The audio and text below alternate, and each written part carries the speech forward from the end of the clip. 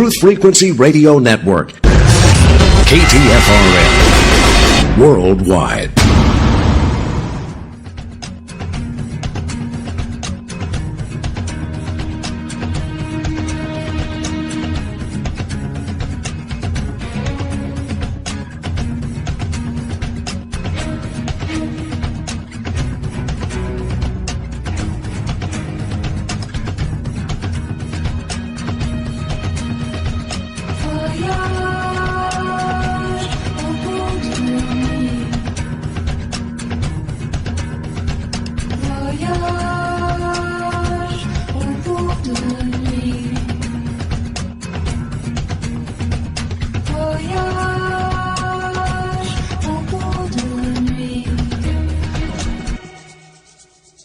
Welcome, Shadowland Voyagers.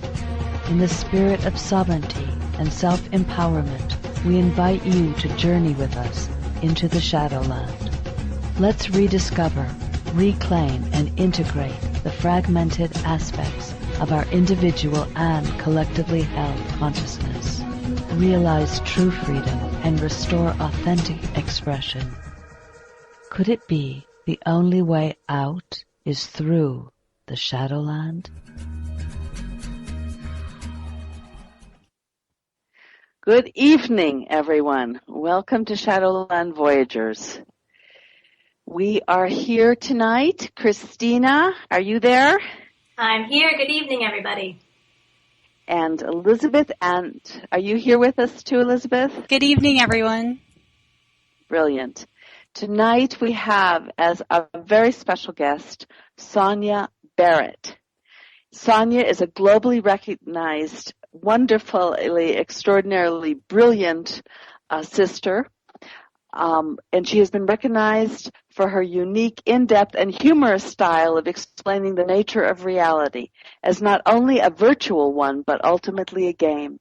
In 1992, a newly divorced single mother of two sons, Sonia Barrett set out to prove her own influence on physical reality amidst the difficulties and struggles. She was determined to triumph in consciously fusing mind and matter. Against all odds, she proclaimed a movement upon herself without books or gurus to guide her, with only determination as her resource. Sonia Barrett would eventually penetrate the matrix, as had been her desire and ultimate goal. She became her own experiment, and the results later became the book, The Holographic Canvas, The Fusing of Mind and Matter, published in September 2008. Sonia is the host of Sovereign Mind radio program, the founder of publisher of New Corporate Body magazine, and author of The Holographic Canvas. She has written many articles, explored time travel, immortality, ascension, and the science of past lives. The principle of Sonia Barrett's work is to reawaken the memory of humanity. Good evening, Sonia. Hello. Are you there with us? Yes, I am. Great. It's wonderful to have you here tonight. And thank you so much for having me on your show. I have a couple more little things right off of your site. It says, Sonia represents concepts and ideas that stimulate thought and revives empowerment. Her objective overall is to present clarity, insight, and definition of what is commonly referred to as the matrix. And that is, we're going to go to break in just a very short time, Sonia. But when we come back, we are very excited to have you on Shadowland Voyagers, because breaking down the matrix, how it's been created, how the kind of controlled grid that we find ourselves in, and the aspects of how we might free ourselves is foremost in our thoughts and our desires. So hang on, everybody. We're going to break all this down with Sonia after the break.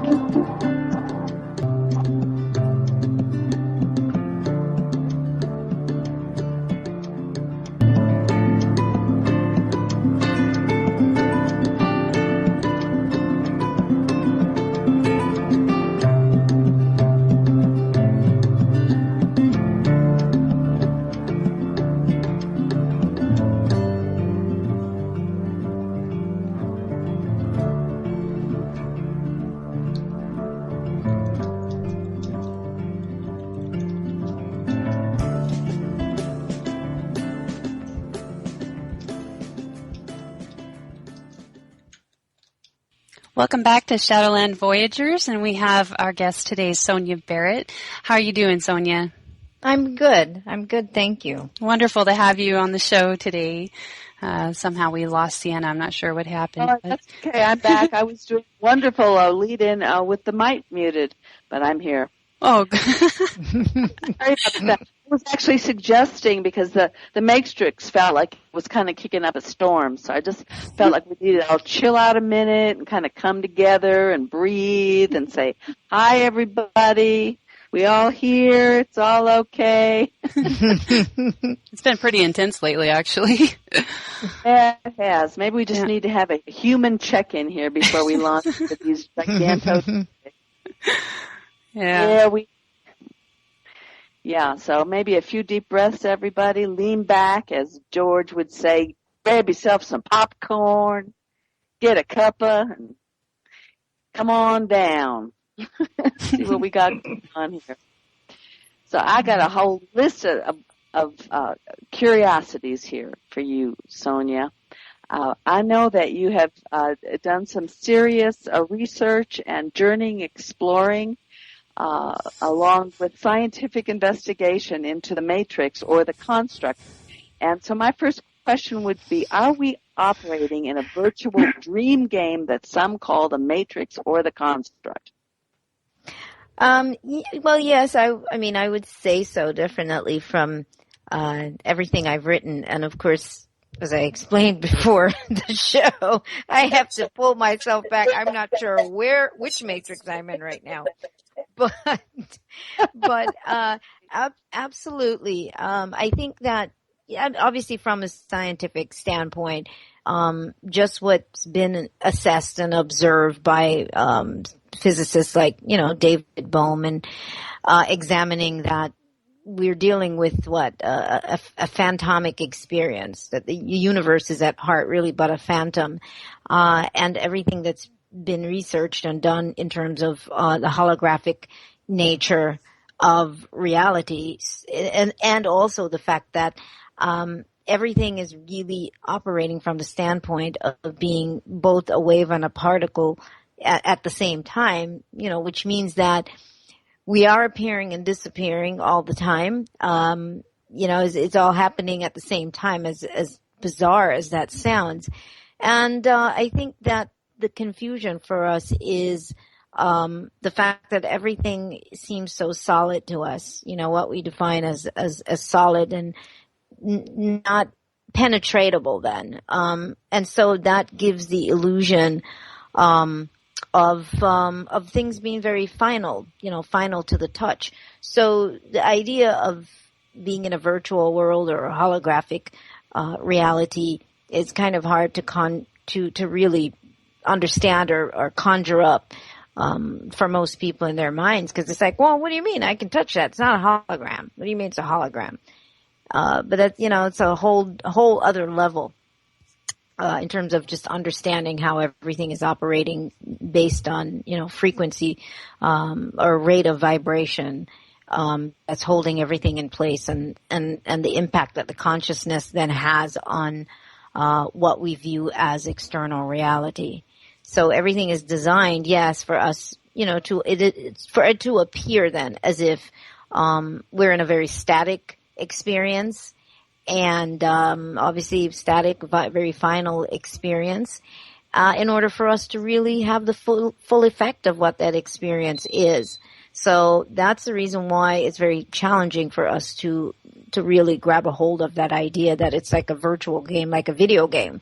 Do you think it's necessary to get a hold of that understanding, or do you see that as an understanding that's actually being, where people are starting to understand the nature of this reality? Do you see that happening? Do I see it as important or necessary? Necessary, and or where people may be starting to get an awareness that the reality is a holographic nature. Well, that's kind of wide open, because there's not a lot of people necessarily getting that part of it. People are getting more curious, certainly, and even the face of certain religions are changing in terms of how much more they might be digging in, but certainly, most people are not going in that direction. They might be digging, as I said, into more awareness, maybe questioning a little bit more, but I don't think that part is necessarily commonplace. Now, in terms of whether it's a necessity, it's only a necessity for people who are choosing to really understand more about, what's possible and who they are and where we go from here. I think you have to be somebody really asking those kinds of questions, and you have to be a kind of person who is okay with letting go of some of the old beliefs or concepts that have been handed to us, from childhood. And most of it is religious beliefs. And there's a fear for people because when you start stepping outside of that space, you're not going to have the same support then, the same spiritual belief system in place where there's something truly like outside of you. Even though we say God is inside of us, there is still that sense of this force being external to us. And I think people are afraid to let go of that because then, there's a sense that you are having to really be completely more responsible for yourself and your journey and not just somebody telling you what you should believe and that when you die you go to heaven or something like that. Somebody has to be ready to let go of a lot of those beliefs. So it's not necessarily for everybody in this reality. I don't see that. I see that we're all here on our own unique journey, and I think that we become aware according to what our journey calls for. So I don't think that it's about getting everybody to see it our way. Right. No, not at all. But here, one of our premises are that there are aspects in unconscious or dreamlike state that are pretty much artificial constructs, a control grid that is an anti-life force, just to cut to the chase here, and that we are complicit with it unconsciously, and it is a destructive aspect, a shadow aspect. And and that's the part that I would like to go into a little bit more, if we could possibly, is now you call it the matrix. Sometimes you call it the construct. I call it all kinds of stuff. It's a construct, a matrix, a concept, right. An idea. It's none of it is fixed. Is really the bottom line of it. It just looks fixed to us. But it's all adjustable. Everything is adjustable, but it's all based on our consciousness, our shifts in consciousness, which really is aware. Greater levels of awareness. What level of awareness are we operating on? Are you operating on? Or am I operating on? As an individual, that's what begins to open the door to seeing more and understanding more about this. And certainly there are layers to this experience and many layered constructs. There is on one level we can look at our system, our governmental systems and our corporate systems and all of those systems that regulate this level of the matrix, the part of the matrix and or the part of the system then or the part of the human experience then where we are operating, for survival. Everything is about survival. Everything is about food, clothes, shelter.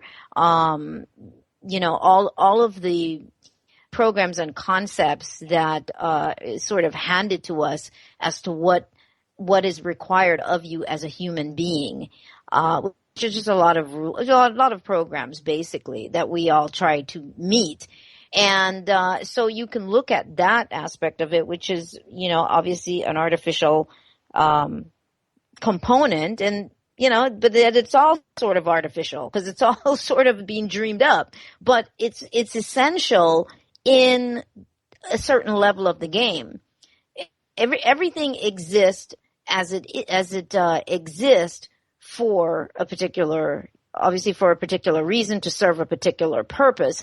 So that limiting part of it, which is what government does, is create, set laws and limitations and guidelines and rules and boundaries. There's a reason why that exists there.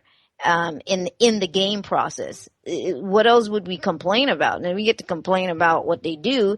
I mean, that's all part of the game. From where I sit, I look at all of it, even the days when I am irritated, like when I get a parking ticket because I was 5 minutes, I forgot to get to the meter, it's all the game. And I think that becomes so important that we understand that those are the rules of certain levels of the game. And otherwise, we are just constantly at war with the game in the sense of it's victimizing us. So I think that there is a level of understanding that we get to. Not that you don't get irritated, as I just said, but there's a level of understanding we get to where we step back and go, oh, okay, that's the game. On that level of limitation, which regulates your average person. Your average person is not having this conversation that we're having. They're not thinking any of this. So that is the majority of people then are more asleep, completely asleep and unaware to much of this. So that system basically, is there to run all of that. People running around about, the healthcare bill and running around about just any and everything. I mean, that's all still part of the human game experience. And then there's that point where you awaken a bit more to that, and there's different levels of awakening to that, and you start to step beyond that, and you start to realize that you don't necessarily have to participate in that illusory external experience. So there's many levels of it, but it's all just constructs. It's just, it's all constructs that, what I like to also call dream simulations. It's all just various kinds of dream simulations that we are participating in. So what's it going to take for humanity to deprogram themselves and become conscious players in the game? Well, again, my view on some of this, it tends to sometimes be a little bit different, but then I'm a little bit odd. But I think that we do want to see that humanity, which means everybody just suddenly, wakes up, awakens or playing the game in a certain way. That we've come to understand or envision, or basically some of the things that I just said here. Again, that does not happen unless people come here, beings come here, and that is their mission to remember and to awaken. No matter what we say and what we think we're doing, we're just trying to wake everybody up. People are awakening on different levels according to what's appropriate for specific to their journey. And that is something that I see. And I know we want to save everyone, but save people, honestly, from what? I think we have to really consider that. We can't say that, everybody's here to do their own, on their own specific journey, because that's something we say. But then, on the other hand, we're like, okay, but if we could only get everyone to wake up and to be this way. Well, no, because the game is gonna exist on many different levels, no matter what you do. So the trick to all of this, it really is for the individual to really focus on his or her own true awakening, and that creates a ripple in whatever the perception of reality that you have. Because reality, as we think it exists outside of us, is really a reflection. It's really based on us. Our interaction with what we define as external reality is only responding to us in terms of where we are in terms of our consciousness. So if we are in a space of always thinking that the world has to be saved, then the world will have to be a certain way in order to support our vision or our perception that it all needs to be shifted. But people are only awakening according to a drive that they have in them for change. Now we also have to recognize that, yes, we are in a time, an energetic time right now. There is a consciousness energetic shift, vibrational mode happening, which sort of changes things a little bit for humanity to sort of tweak humanity a bit more. And so you're still going to find people awakening on different levels. They might no longer be as maybe, I'm going to have to use the word backwards because I can't think of another word right now, but in their understanding, kind of like the world is flat and then it takes a while for everybody to get that the world, that it's round. So it's the same kind of thing. We go through these seasons, we go through these themes, we go through these periods in the Earth's existence where different levels of shifts or doorways sort of open and it's like on a timer, and humanity kind of shifts enough and move into a certain space, and still there's always going to be various levels of how we awaken, how awakened we are. So I think that's something that we have to look at. And the greatest gift that we can give to the whole experience is really to focus on the shift that happens in us. Quantum physics, it shows how we impact what we define as external reality. So if that is the case, then we have to work on the shift truly in ourselves in order for it to create that kind of ripple, that kind of change in terms of the reality or the world as we are perceiving it or experiencing it. And that's going to happen on many, many levels. So there are people who aren't necessarily experiencing the world the same way that you and I are experiencing it. And I think that's another thing that doesn't really get talked about, because we just assume that every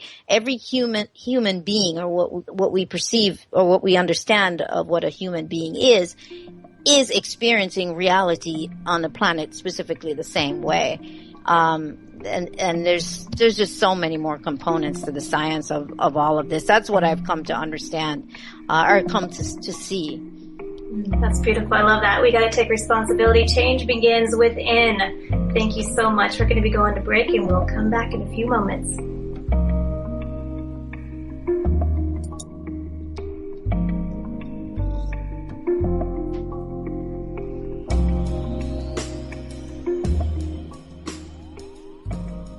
Stickers.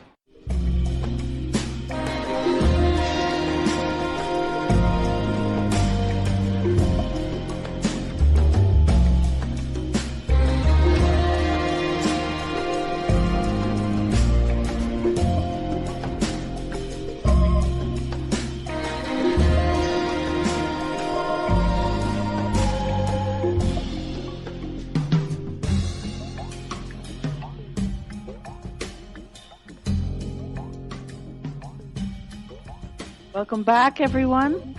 Shadowland Voyagers. Okay, great. Sonia, that is so right on. Because we spend so much time now as all of this whistleblower information, where we're seeing so much of the outer world is so dysfunctional, so dark, so anti-life.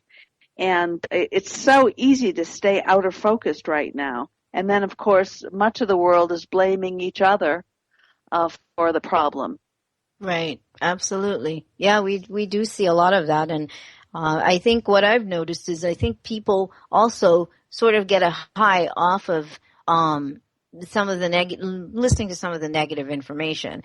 Even though they might not admit it, I've seen that, when I've gone to some of, the conferences, people are addicted to it and they can't really help it in a sense. I mean, they can, but I don't think they realize it. That's because we've been fed that way through the media, and that's what you're used to growing up is, listening to, bad news, how many people got killed. I mean, it's just this constant thing. And I think people end up getting a rush off of some of it. And, sometimes, absolutely.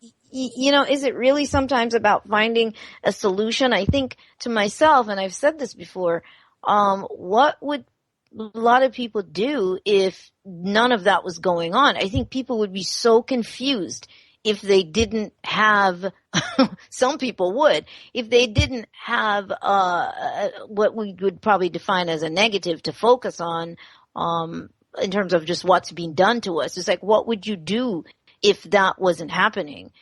It would be, people would just be confused. Well, what do I do now? Or people who want to save the world, or,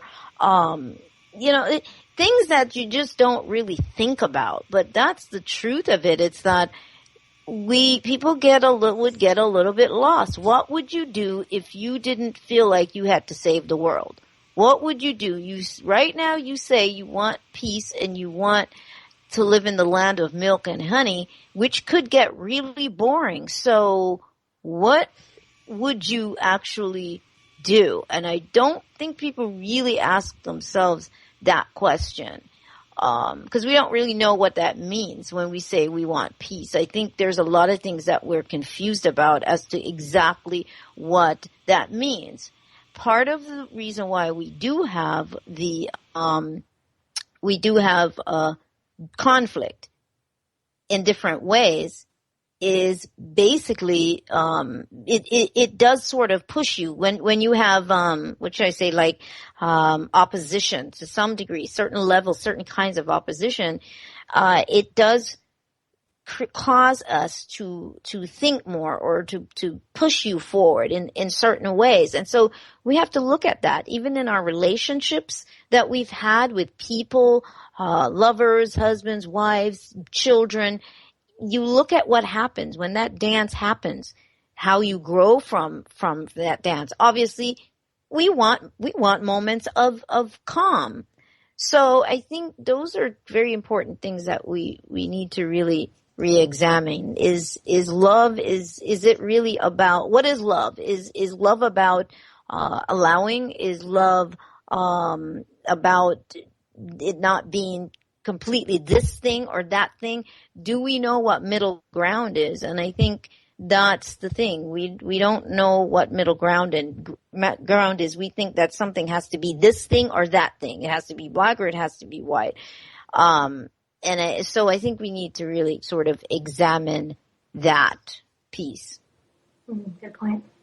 Yeah, we're coming out of a dominator culture where a lot of the beingness, or the feminine side of our natures, the ability to access beingness, the creativity of relatedness and connection, and all the juicy ways that has been so suppressed and demonized for so very long, that in a way we are devoid of the creative imagination of envisioning the world that we want to live in. And then all of this media is barraging us with this incredible dark dramas, and it becomes that video games becomes very enticing. It becomes a more amorphous journey to try to pull out new images, to be the creators of. Absolutely. Yeah. And yeah. I agree. This idea of peace, to me, and I'm not trying to, female good, male bad, but it is a time for the return of the feminine, and to reinvent everything out of this creative center that we barely know how to contact, many of us. Oh, yeah, absolutely. Yeah, peace does sound like very boring, like a world of peace. Mm-hmm. Yeah. I agree with you. And I think that, obviously I just did a workshop which just went amazingly well. So it's really extended into a bigger workshop, but I did a workshop, that I think yesterday we did the second part, and it's called Recoding the Female Body System, creating a new paradigm for the body and its collectively held programs. But I was very clear in it. And if you go on my website, you'll see that where it says the word female is used in reference to the frequency. Male and female frequencies represent a positive and negative charge. So I think that it's really important that, like you said, the feminine aspect, but I think people need to look at this from the perspective of frequencies. That you have, it's off balance. You've got one frequency that's been running everything for a while, and there needs to be some balance, and that is what you're saying. That component is missing, and that piece is nurturing and is about, creativity, and not so much what's the word in terms of the male energy tends to operate a little bit more on I can't think of the word right now. Logical, and the logic. Flow. That's the word. That's the word I'm looking for. Logic. The female Tends to flows operate more with life. It seems. Don't you feel that? Yeah, it definitely becomes a little bit more disconnecting. It's not as fluid. Because reality is not really a logical experience. It really isn't about logic. It's the illogical that really makes this whole thing happen. And that's the reason why we tend to want to force reality to be a certain thing, because it makes us more comfortable. And we see that with religion, which is why religion gets like that. If you're part of that religion, you have to believe things this certain way because it's more comfortable and they feel more in control. If I can lock down reality to these specific things, then I feel a bit more safe and more comfortable. So that's how we've been really operating. Everything's been run on logic, which really takes away from that, what I like to call that online live feed access, that intuition, that all of that is naturally there in both male and female. So it's not that we're trying to eliminate the male aspect. It has nothing to do with that. That energy runs through both. Obviously, one frequency is more dominant than the other, prominent than the other in each of us. We are women, so yes, obviously we are that female frequency, but we still obviously also have the male frequency. Same thing with the men. So it's this balance, but we each have our roles to play. And if we look at it again from the standpoint of the frequencies, each frequency has its role to play. And when they come together, they create a great balance. Not one trying to dominate the other, but us working in relationship to what those frequencies represent and what those frequencies offer, instead of the fear of one taking over. And certainly, yes, the female frequency, there's obviously been a lot of fear over the however many years of what that represents. And to me, it reminds me of, the kids out running around and playing and just kind of going crazy. Well, I have sons, so I'm looking at it from that point to say, and then mom has to say, okay, you've had enough. Come inside. That's how I feel. It's like, you've run amok enough outside. It's time to come in. And I feel like we kind of have to do that at this point. Okay, it's time to come in now. Absolutely. Yeah, and just share the creation, share reality.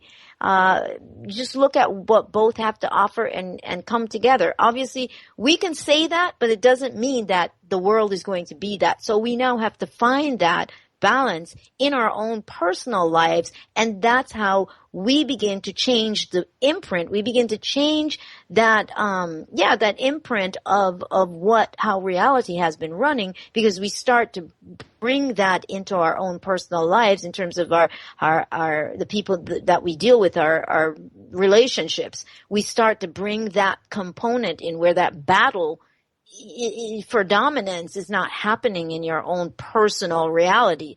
That is going to spill out. The more we are able to do that, the more that spills out. There's one more thing I want to say with that is that part of the reason why there's so much challenge even in the personal aspect in terms of us and relationships is because there's so much, for lack of a better word, I'm going to say damage, but there is so much programming and which we could translate into maybe issues that have now become part of the overall subconscious mind program for women and for men, for the female frequency and for the male frequency.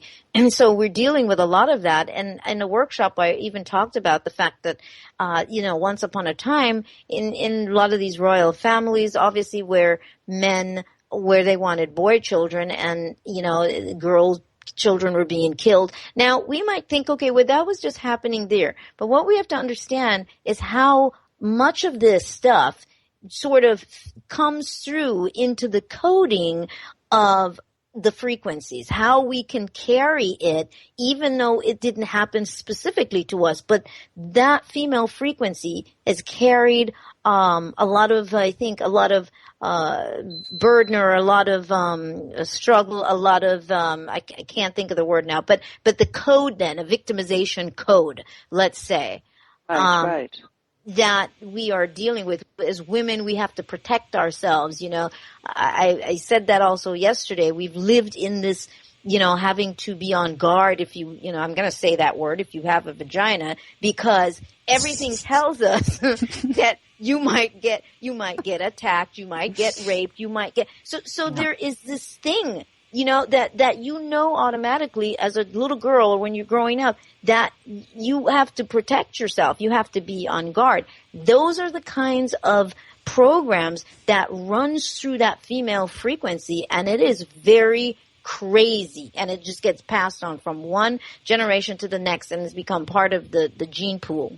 I hope that makes sense. Oh, yeah. No, it totally does. Yeah. It totally does. And the thing is that this goes right back to the construct, because it is this fear at the survival, that we've been locked into the survival to create false selves that are complicit with the controllers, with the grid, and the terror of being authentic, of allowing real beingness to. It has been very dangerous to be authentic. That's true.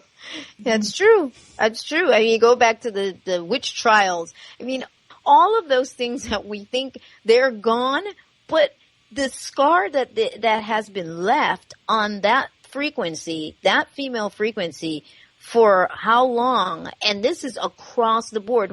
I watched a tape on the Maasai tribe with the women, and they do everything. They freaking put a roof on the house. I'm not even exaggerating.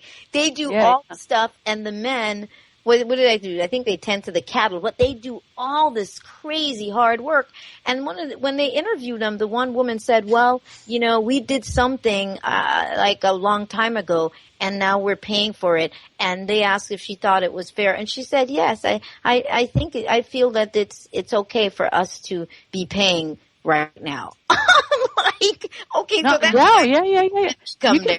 Yeah, insane. I've seen the women who wear the veils, the Arab women, defending these religions that have them covered and chatteled and locked away and imprisoned, and they defend this. Absolutely. That people actually defend their oppressors and they defend their oppression. What's that about?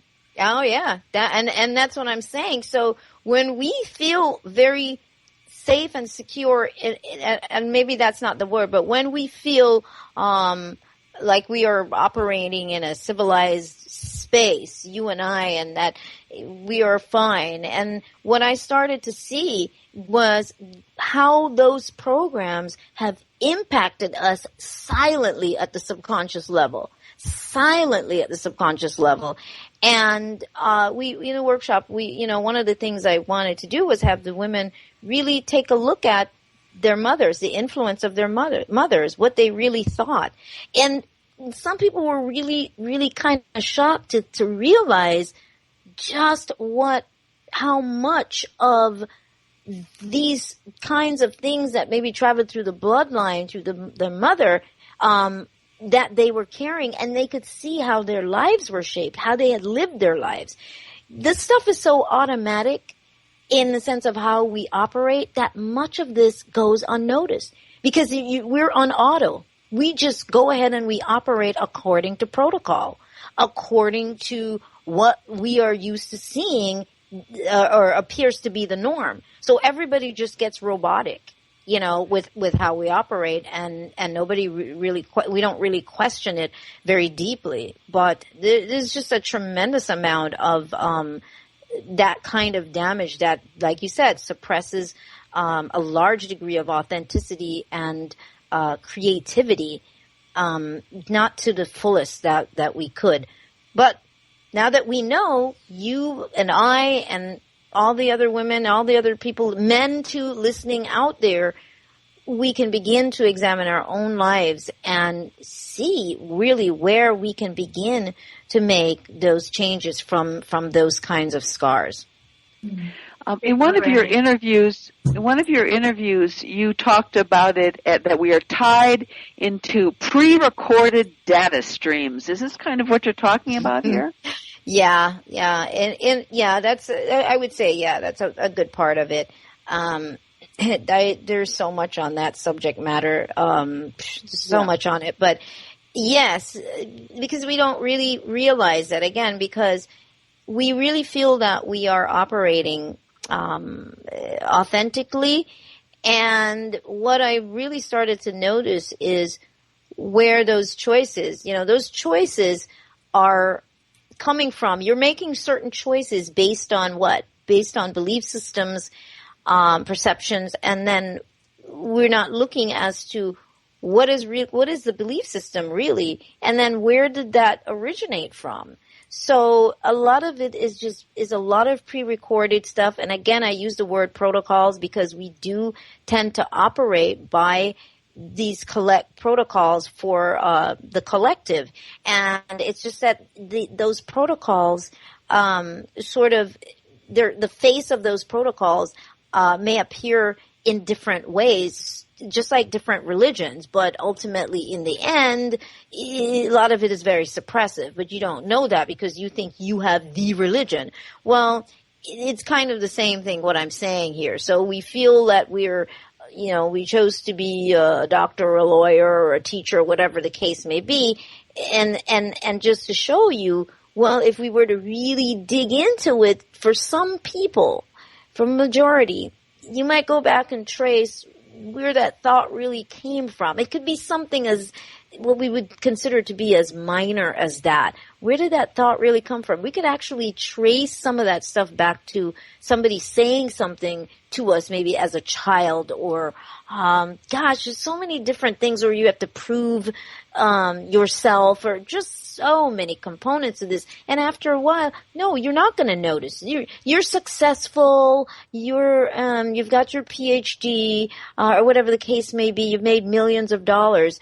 But if you were to really stop and examine, you might see some things that you really had no idea existed as to why you made the choices that you made. Where did those choices come from? And then that's when you start to see how much true authenticity is there in how I've been living my life. And that's what happens for some people. And then they end up just sort of stepping away from everything. Even the big executive who decides to just give it all up and sell everything and just backpack, to let go and just go and backpack. And I'm not saying people should do that, but I'm saying for some people, they sort of wake up to a realization of, well, what am I doing? Why am I even doing this? Do I even really like this? It's that kind of thing. Yeah, you talk in some of your interviews about the payoff and how the payoffs are locking people into this artificial construct and into living false realities. Right. Right. Well, the payoff, I think, yeah, I remember doing a workshop, I think on that a while ago. But yes, it's looking at the fact that there is a payoff for everything. And by that, I'm speaking also of obviously the emotional payoff. Even to continue to be a victim, you're always a victim, or you're always a doormat. You feel like you're always, why am I always taken advantage of? And you have to look at the pattern of the fact that it's happening all the time. Well, what's the payoff? The payoff is the fact that you get to be that, and you get to keep saying that this is what why am I always a victim? Why am I always a victim? Or whatever the case may be. That's the payoff in there. And then you have to stop and go, oh, wait a second. Because there's a part of you, because we confuse joy also. We confuse that. We don't understand that there are different kinds of joys and different kinds of pleasure. And there are things that we enjoy and find pleasure from that if somebody says that to you, you go, "There's crazy. There's no way I enjoy that." But because we're creatures of habit and we're habitual, we don't really understand these patterns, and we don't really see that. It's like, I can say this to you now. How about people that have complained to you? They complain and complain, and you try to give them some advice and solution, and you realize they don't really want that. What they want to do is complain. They don't really want a solution.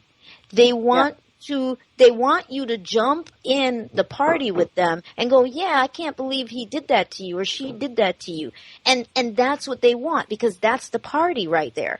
But if you start saying to them, "Well, I think that why don't you just step back and whatever, with reshaping, and it's not about that person," then they'll go, "Yeah, you're right," but because they're not ready to leave that, because they've been enjoying that. The payoff has been that whole experience of sharing that with other people. It's like people who love to talk about their surgeries. They can't wait to tell, all these people about their the laundry list. Yeah, it's like different things. They can't wait to talk about it. That's why we have all these little groups. People get together, talk about their weight, talk about, whatever it is. We don't see that there is, not saying you're not getting help, but there is a pleasure in that, because you get to sit and you get to just talk about it all the time, whatever the case may be. And the payoff is there's some sort of emotional payoff from continuously engaging in that pattern. There's I think it's also about getting attention, and you're getting, we have a false sense of what, you have a false sense of what love is. And so just getting attention for something negative feels like someone cares about you. Right. And that's the payoff you're looking for. There's so you also, have to examine it. There's also a chemical reaction to the state of pity, and that can also be quite addictive. It's like being addicted to a drug, and your body is releasing it. I know, because I lived there for a while. Oh, so. And depression. I mean, depression is the same thing. It's everything is chemical for us. Our emotions are electrochemical impulses. So everything life is about the experience of feeling and processing emotions. And in order to process emotions, we're judging pretty much any and everything, whether it's good or bad or whatever the case may be, in order to have that particular experience. So yes, it's the habitual thing. The habitual thing is that chemical addiction. You become addicted to the pattern. And that's why it becomes so hard to shift. You become addicted to a certain emotional output. That becomes the payoff. And it's like a drug addict, and you have to keep feeding that fix. On and on and on. And it's tough when, you don't understand that, you don't get that, you don't understand how that operates. But when you're more aware, then it's easier to take different measures to breaking that pattern or breaking that habit or being true to yourself, which is a challenge. Because it's the toughest thing is to be honest with yourself, because it's easier to always see that someone else is to be blamed for whatever it is you're going through. It's someone else. Yeah, but if they hadn't done that, I'm such a good person. It's that continuous blame thing, and if we can let go of that and go, you know what? okay, that happened, but what did I get from this experience? And how did I even land there? How did I end up there? And I had to look at how I ended up in that marriage, in that abusive marriage I had. Well, what happened? And then I traced it back, yet I didn't have an abusive childhood, so that was totally not the case. I never saw, my dad never even raised his voice to my mother. You know what I'm saying? So here I am. I end up in that situation. So what happened? We call that shadow diving.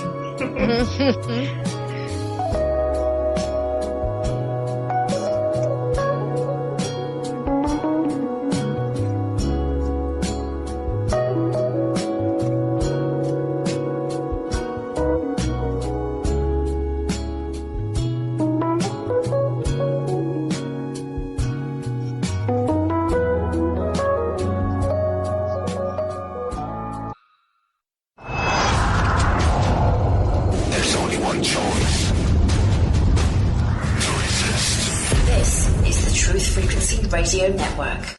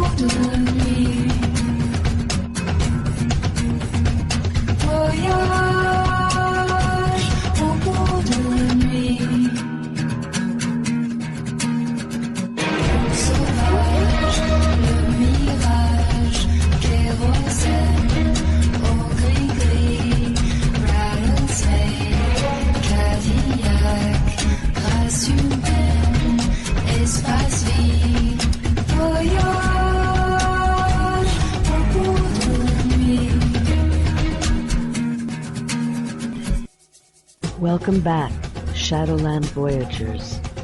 Your experience, perception, and questions are deeply appreciated here. Join the conversation.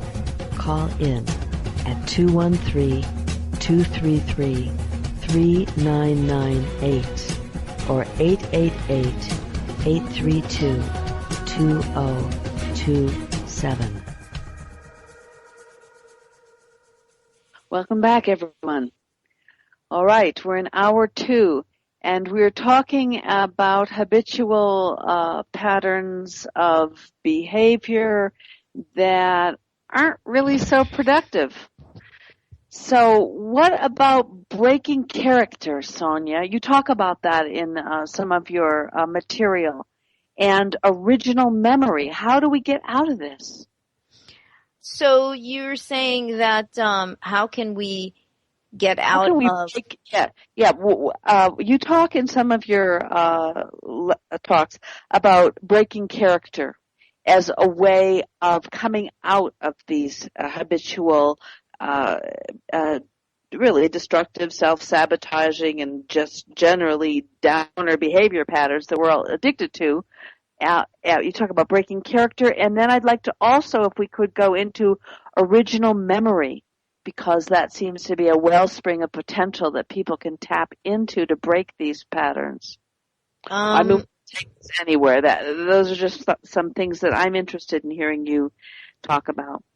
Well, I wrote called Breaking Character, and there's a subtitle to it, but that article is on the website, and it is pretty extensive. It's one of those articles that so many people really get drawn to. And that was really speaking about, when I'm speaking about character, I think that people really need to realize or really embrace that realization that who they think they are is really, they're just playing a character. That's really what that was about, is the fact that you're just playing a role. You are a character.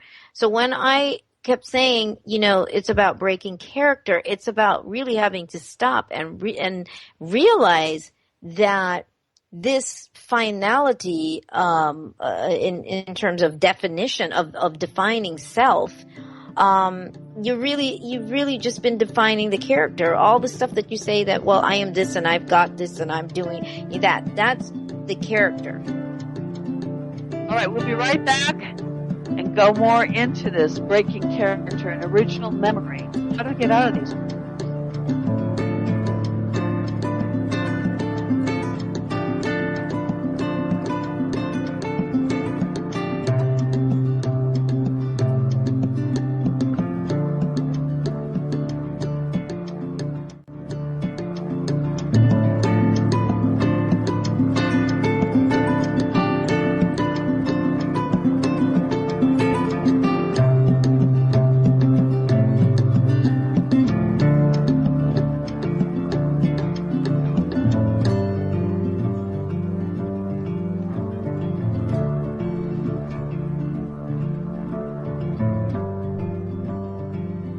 Welcome back, everyone.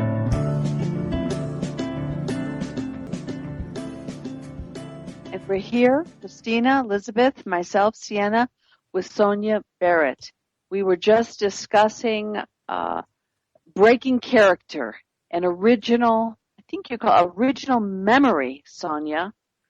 I don't think that a lot of people realize that they are actually creating a character out of programmed false construct programming. Yes, I mean, on top of the fact that just being here, you are here in character form anyway, because this is, it's not, what should we say? It's not the totality of who we are anyway, from the energy perspective, from the observer perspective or spirit perspective then. So you have to take on character here anyway, because you're pretending. That's the truth of what we do here. We are pretending, we are part of a pretend experience, and so you are operating here in character. You get to pretend like when you were a child and we play house or whatever it is we play. Boys, and they play with their cars and stuff. So the whole experience is really ultimately make-believe. And so in order to do make-believe, you have to pretend that you are whatever it is that you say that you are. I mean, even down to, I laugh about it because doing my radio show and all the stuff that I do, so my character adjusts all the time. It's very adjustable, but one point, yes, in my character, I'm a radio host. And I believe it. I'm an author.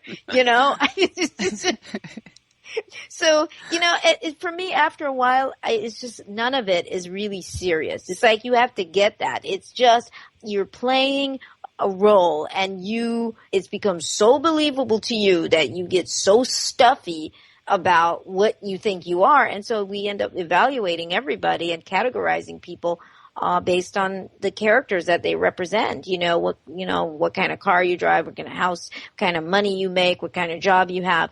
Because that's how we relate. We need to know what your character is. Could you define your character for me? Oh, well, now I know what category to put you in. Oh, okay, you're very successful. So these are the things that we end up dealing with, and it's just one character dealing with another character. And when we can really get that part, we can see, yes, the humor and the fun in it, and that becomes essential to seeing the humor and the fun in it, as opposed to just being mad at it and hating the experience and it's not about going to war with any of those things. It's stepping back and you're able to go, man, this joke is on me. This is too darn funny. I really believe all this mess that so I'm really taking all of this in. Then we have the opportunity to really begin to shift what we think that we are. It's when we take it so seriously, that's just the way I am. There are some people who say that's just the way God made me. That's just the way I am. I'm not I can't change. Okay, so because they really believe that is the totality of what they are. They believe in the character that much. So it's coming into that place where we can see the game and really understand this whole concept of being a human being from that perspective, and that you're here on this experience, and this is what you're supposed to do. You're supposed to have the largest experience possible, although limiting in the sense of what it is to be a human being. And that role is what you're playing, how you manage to have your experience as a human being, and what the realities that you've created for yourself as a human being.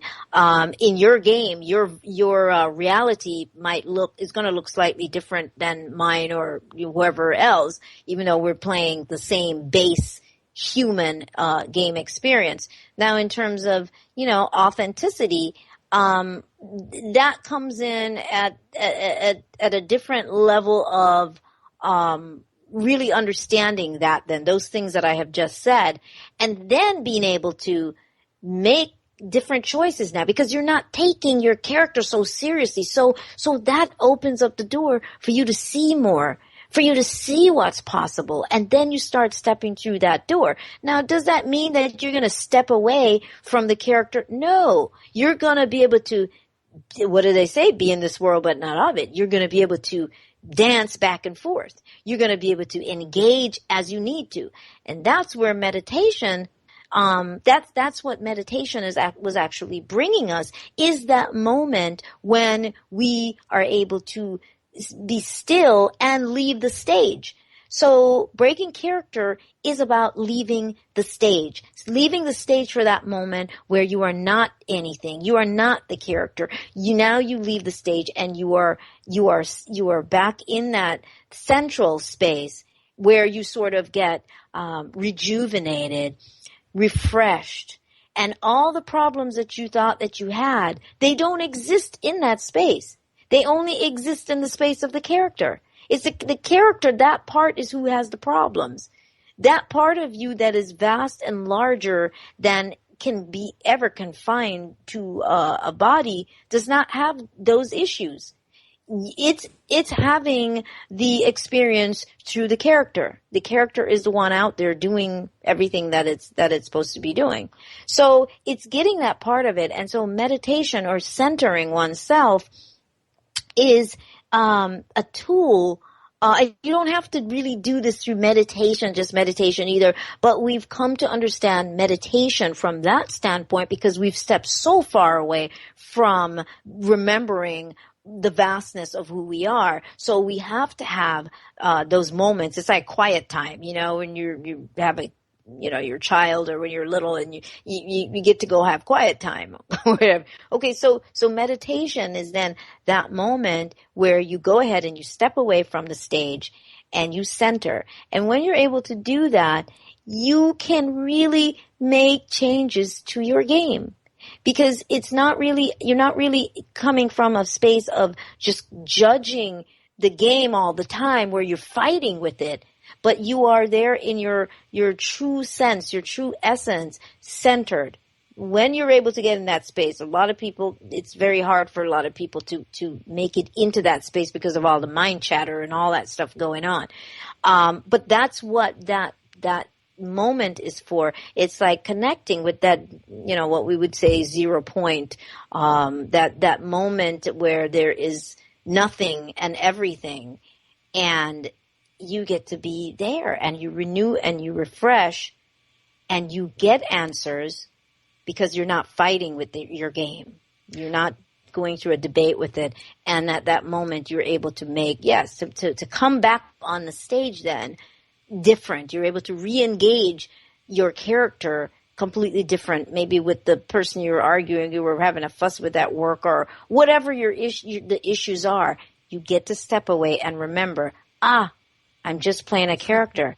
So therefore, everything is adjustable. Sonia, I found that part of it is happening during my waking life, but also the dream life has just come alive. And some of those understandings for me personally have actually come through some dreams, I guess, with higher self and that kind of thing. So I think I'm wondering if you're finding that as well, that it's kind of on different dimensional landscapes that this understanding kind of comes into fruition in layers. Oh, absolutely. And that's the reason why I meant to finish that statement, and I stepped away from it when I said we end up doing this. Meditation becomes in our minds the only way that we can do this. But honestly, in your waking moment, in your waking life, you're supposed to be there in meditation. You're in that space all the time and very functional. That simply means you are tapping into that live feed. You are aware that you are really always connected. And so you stay online, like when you get on the computer. So now you're staying online so that you can engage in that space, whether you're driving, whatever it is you're doing, and you're leaving the stage all the time. So in the dream state is probably a lot of times the best time for people as well, because you are not running around so much out here in your head and with people, because that's what the character does. The character really lives out reality in our heads. We engage actually less than we think with the external reality. Much of what is processed is really going on in our heads. That's really where we're experiencing it. That's true. Was this person like us? We build up a whole story about something, and then we're like mad at the person because we've got this whole story that we built, and that person has no idea. That never even happened. Yeah, exactly. And I saw that with myself, and it's like, what in the hell am I thinking? What am I thinking? Where's all this madness coming from in my head? Especially when you go back and check and you're like, wait a minute, that never even happened. It never even happened. But now you've got bad vibes with this person. You're annoyed with that person. And you do it with your mates and stuff too. And they have no idea. They're like, what happened? What's wrong? They have no clue. And women, we're famous in one way for some of that. And I started to realize truly there is such a difference between men and women. And I started to realize they really don't know what we're talking about. No. I finally said, they're not making it up. They really don't know what we're talking about. So it is funny, and we're mad at them, we're upset, and they're just like, what? So it's really pretty interesting, but everybody basically, yes, we are all running around and having reality happen in our heads, and then once we build it there, then we create these energy fields to interact with situations and people and conditions that support the madness in our heads. If it wasn't happening before, it's happening now. Right? It's happening now. It's a pretty wild experience, and I just get fascinated by it more and more than I'm irritated with it. I'm more fascinated with it, and I find that the more I understand it clearly from that perspective, is the easier and freer life becomes. The more you can get the fact that this is really a hilarious experience. And I know some people are going, well, how can you say it's funny? How can you say it's funny when all the wars going on and all the stuff that's happening? I get it from a different place. That's all I can say. I get it from a different space. And then the other thing that I like to remind people of, we have to remember that much of what we think reality is images and pictures and videos that's given to us. We can't see this whole game.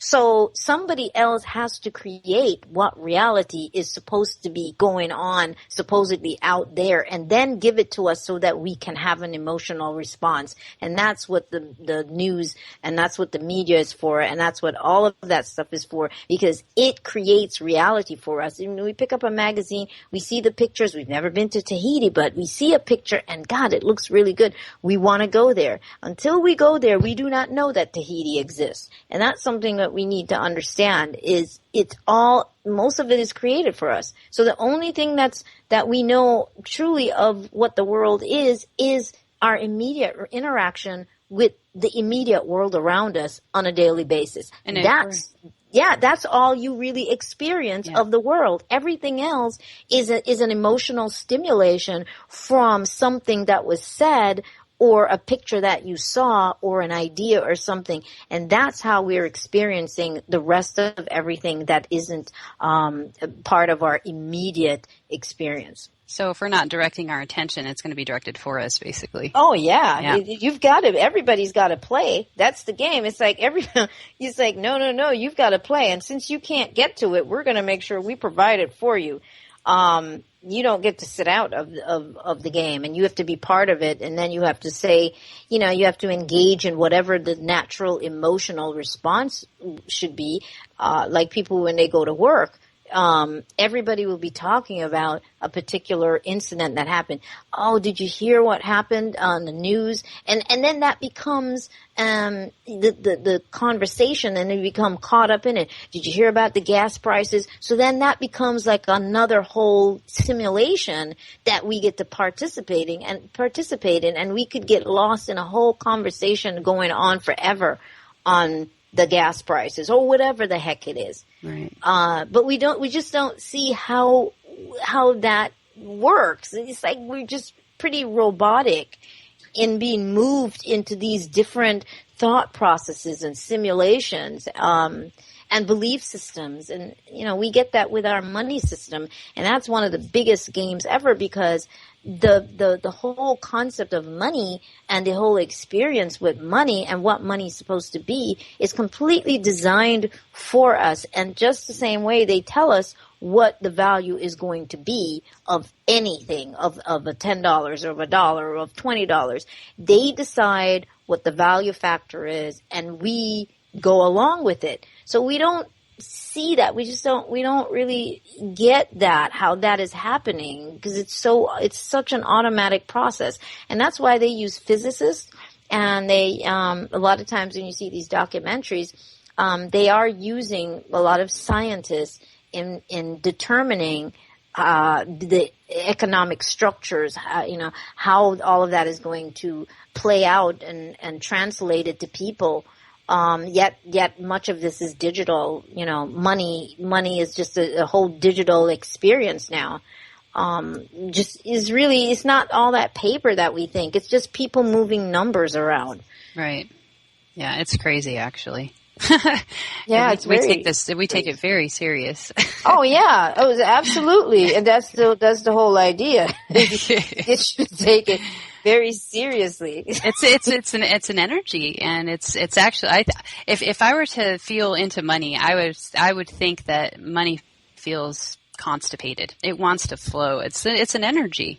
Well, it flows, and it's always there. And I remember hearing that, and I've said that before, but I remember when money, the frequency of money, said that to me one day, and I heard this, and it says, you know what? I am always there, but I appear according to the experience that you need. And honestly, and that is exactly what happens. Yeah. Whatever the experience is, that is how money shows up. Yeah. And everybody, we want to be rich, we want to win the lottery. But honestly, what happens is that that's why some people, when they win the lottery, the majority ends up losing all that money, because there are experiences that they are not done having. And if you have a lot of money, or if you don't have a lot of money, whatever that might be, it doesn't support the experience that you need to finish having. So that's how it's showing up. Does that make sense? Absolutely. Absolutely. Well, we're going into break now, and we'll be right back in about, I think, 3 minutes.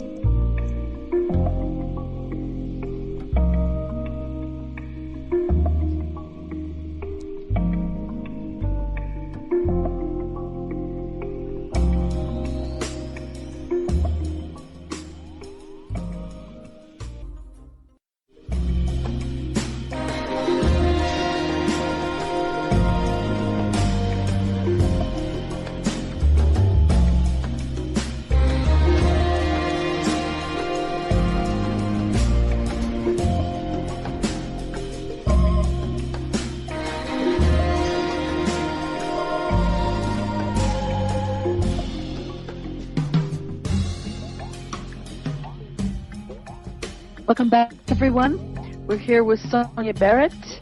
And Sonia, I'm wondering if we would shift gears a little bit in this last segment and talk about what I've heard you discuss as ascension deception. Since we're very close to December 21st, 2012, I thought it might be appropriate. Well, you're not in the mood. I can do that right now. No. That's fine.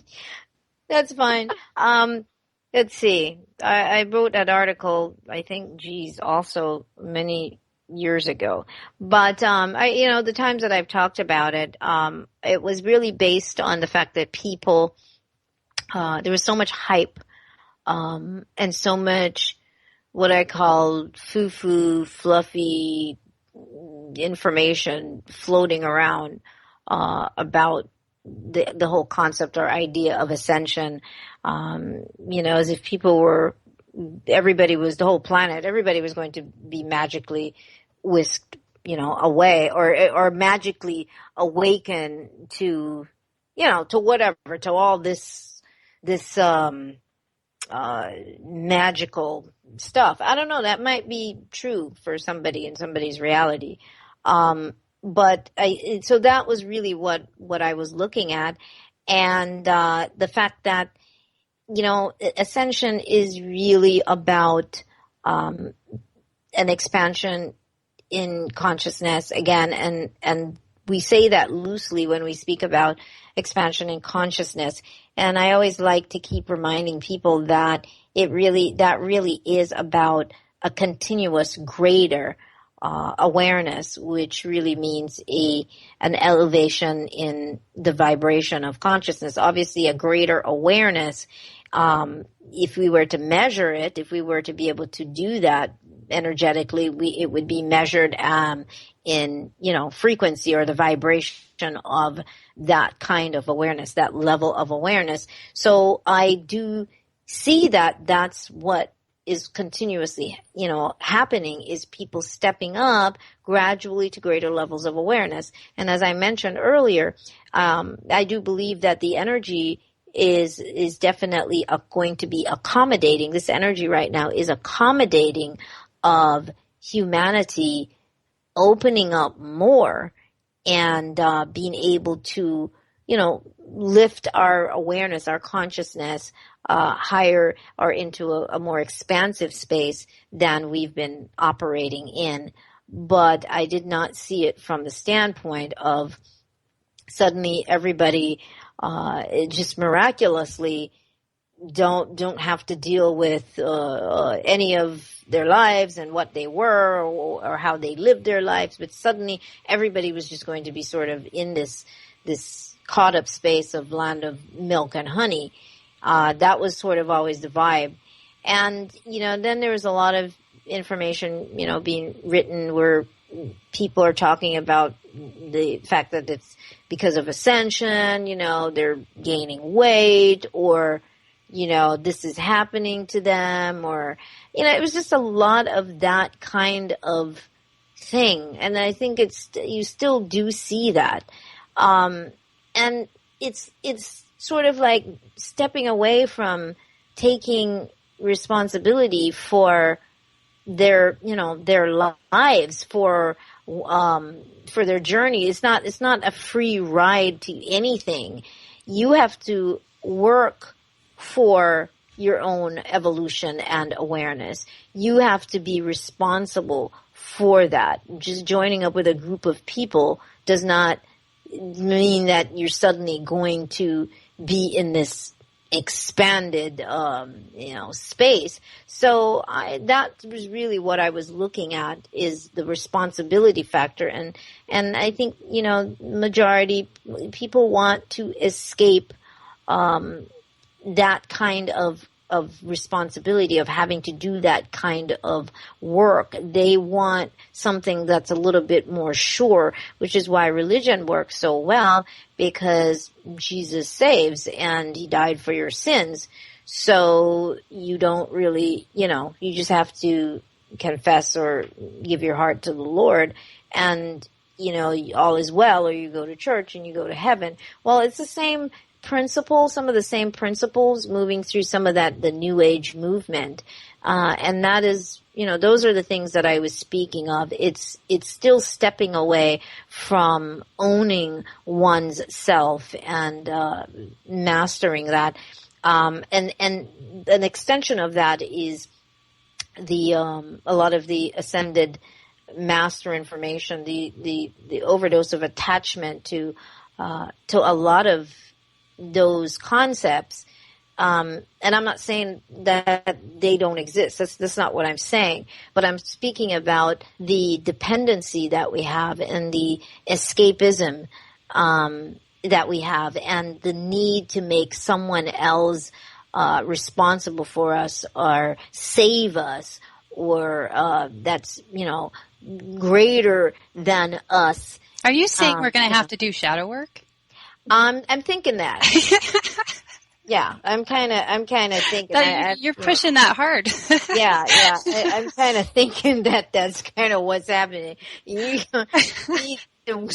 need to do your work. This is just sitting around talking about that. I got sick, I'm getting a cold, or I'm getting the flu, I'm getting a headache. Well, it's with the ascension going on, it's like, what? Just be. Be real. Step up to the plate and take responsibility. Yeah. But every part of the process is valuable, though. I mean, even the part where you're not taking responsibility, all of it. Life will bring you to your knees, but, if that's what it takes for your particular journey, Yeah, absolutely. And that's why, it's so touchy when I say this kind of stuff, because then I always have to, explain that part of it, because I'm always saying that it's all okay. Nobody loses. And that was part of what this whole ascension thing was making it seem like, that if people didn't jump on board now, they were going to miss the boat. Or the UFO. Exactly. You're going to miss the boat. And it's like, nobody loses, because nobody dies anyway. Energy can neither be created nor destroyed. There's really nothing. There's no schedule. You always are going to be. You were before this life that we call this life, and you will exist in some whatever format in some other time. So I think that we need to really be able to recognize that whole realization. But yes, there's no mistakes. There's no special way that you have to do this. When I express a lot of the things that I express, it's really for people who are in that space, and that's what they want to do. But a lot of what I talk about, or I share, which is based on my own process that many people happen to, resonate with, it's not based on me thinking that the world has to do that. No, people that come to the workshops and do that kind of thing, it's because they resonate. And I'm very clear about that. They resonate. I'm not going out there to recruit people. They resonate with this information. That seems, connective with their own understanding. And so that's kind of how that happens. But there is no right or wrong way. Yeah. It's like an attraction of vibration kind of a thing. Absolutely. Yeah. There's no right or wrong way, and you're doing it the wrong way, and humanity has failed. I hear that kind of stuff. Humanity has failed, and, this wasn't supposed to happen. We've gone too far. If anything wasn't supposed to have happened, it wouldn't have happened. So that's my feeling. It's like, everything that we're experiencing, you cannot say God is everything and have this kind of issue. God has to, if that's the case, then God can't be everything unless God is everything then. And then that includes everything. It doesn't mean certain things that you decide, okay, well, God's going to be this thing over here, but not that thing. No, it's the whole gamut of the experience is what we're dealing with. And obviously it all counts, and we're allowed to experience all of it in whatever way that we so choose. And it's all okay.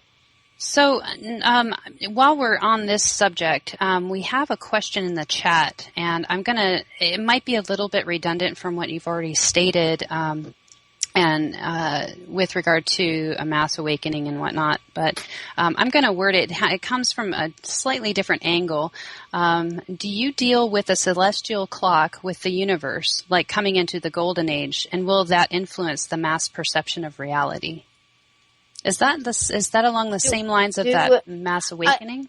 You know what? I think I know what they're saying. Which is really what we're hearing about is let's see. Okay. What's sparking all of this is this cycle, this 104,000 year cycle. And I think that's really maybe where this person is going.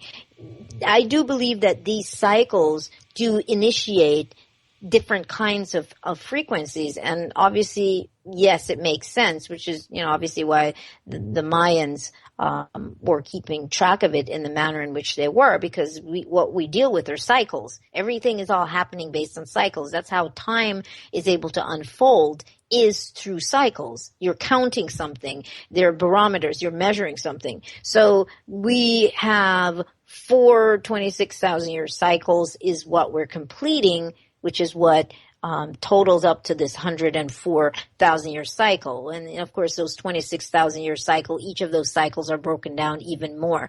So what we're seeing is the different, I like to call them themes, different themes which carry different frequencies at different points. And this 104,000 year cycle is supposed to be the ending of a particular pattern, a particular frequency, ushering in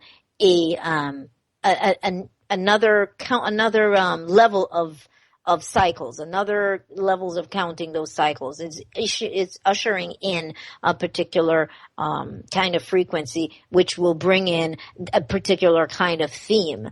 Like we're dealing with technology now, suddenly the spark in technology that we've had, and that would only be happening because the consciousness of human beings we're gradually shifting into a certain space, which opened us up to be able to imagine more, to be able to be okay with accepting certain possibilities, certain kinds of scientific realizations, which is what would make us, move into these different levels of technology, because it is science.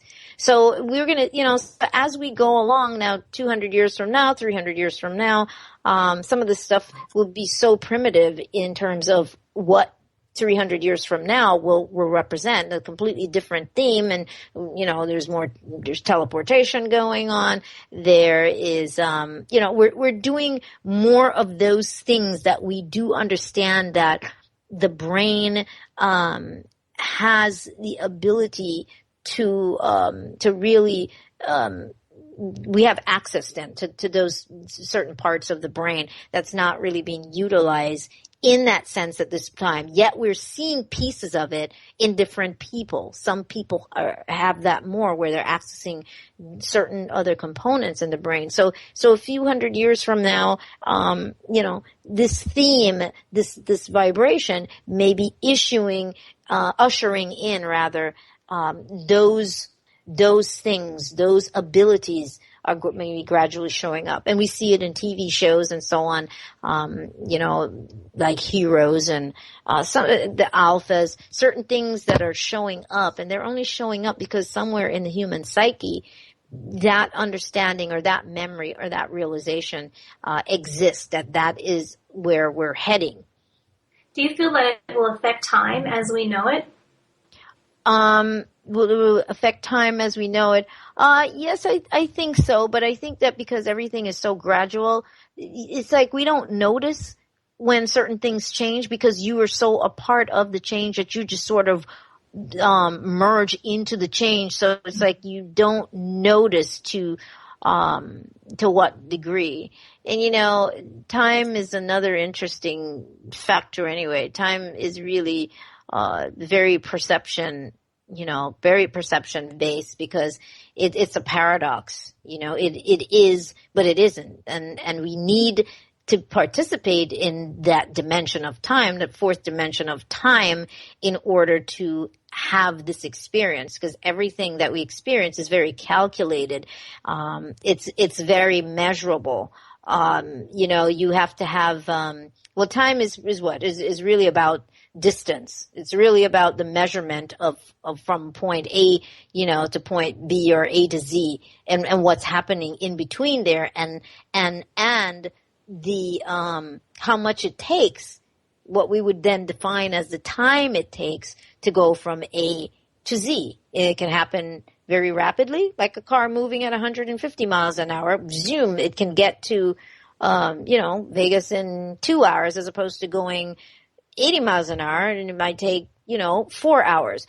So we can see, how that plays out. We could get into other things, but we're talking about vibration and shifts, because that's what starts to speed up, and individually that can change. Well, that's how teleportation would happen. Also, is really based on the realization that there really is no here nor there. So time allows us to have this illusion of things being a fracturization, then of things being here and there being a here and a there. But if time did not exist, if we're not using time, then everything is always right here, right now. It's always there. Mm-hmm. Absolutely. Well, we have just about 5 minutes left, and if you were going to say something to the world coming on the eve of December 21st, 2012, with all ears listening to you about what this shift is and how people should prepare for it, or open themselves, or what would you say? Well, can I make sure, because I need to make sure can I tell the people my website as well? Absolutely. Yes. I wanted to make sure that I did that, because there's a lot of articles, a lot of things that will really explain some of this, but it's spiritinform.com. And if I were to say anything, because I don't make a big hype about any of it, I think you need to just, right where you are right now, just focus on the inward. What do I want to do? In the end, that's all it boils down to. What am I choosing? Don't go outside of yourself and run around in the insanity of, the 21st is coming. I gotta, the energy. No. Be here now, and feel what it is that you are choosing to do for yourself spiritually. What would you like spiritually and just in life?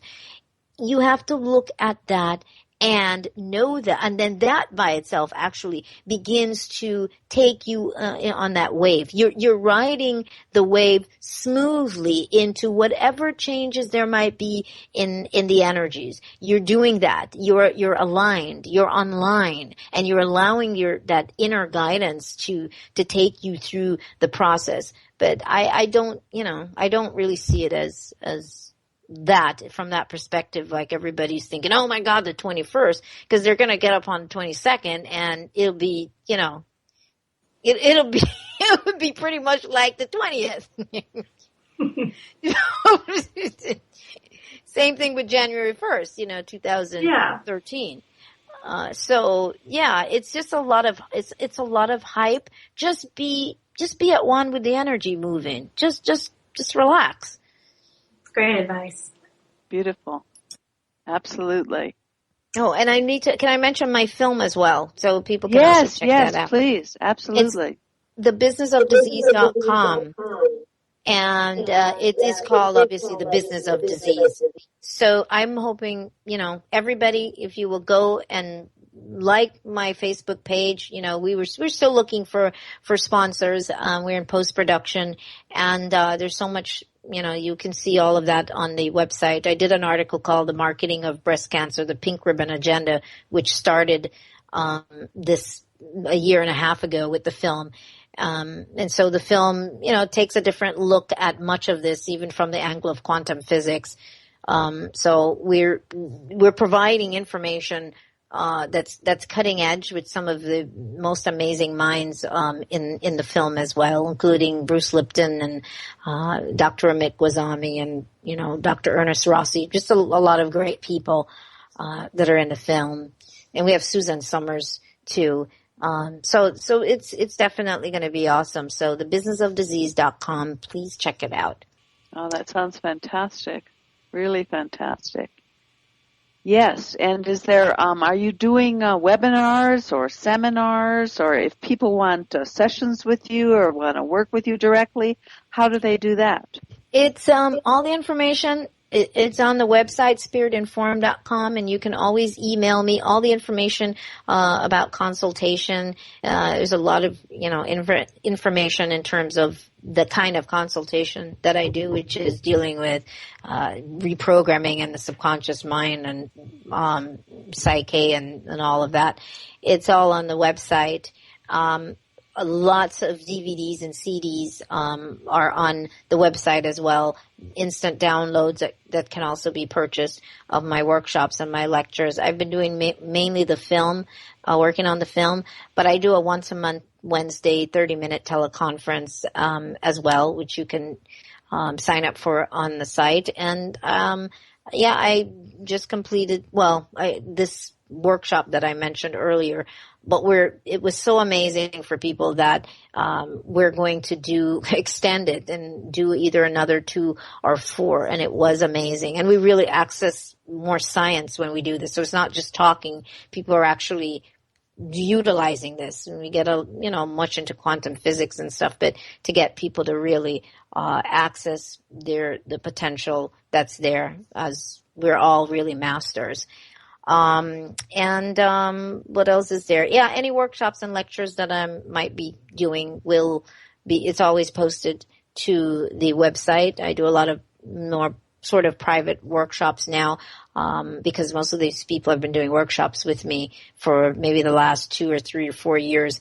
And so it sort of closes to everybody, to the general, because it's such a series of workshops, that people have to sort of take in order to really, sort of meet everybody, not necessarily in the same space per se, but know what we're talking about more than anything else. So it's not a group mind kind of thinking, but we have really gone through a whole lot of concepts and changes. But all of those workshops are available on the website anyway. They're all available there. Are these all on the internet, or are you actually physically present and traveling?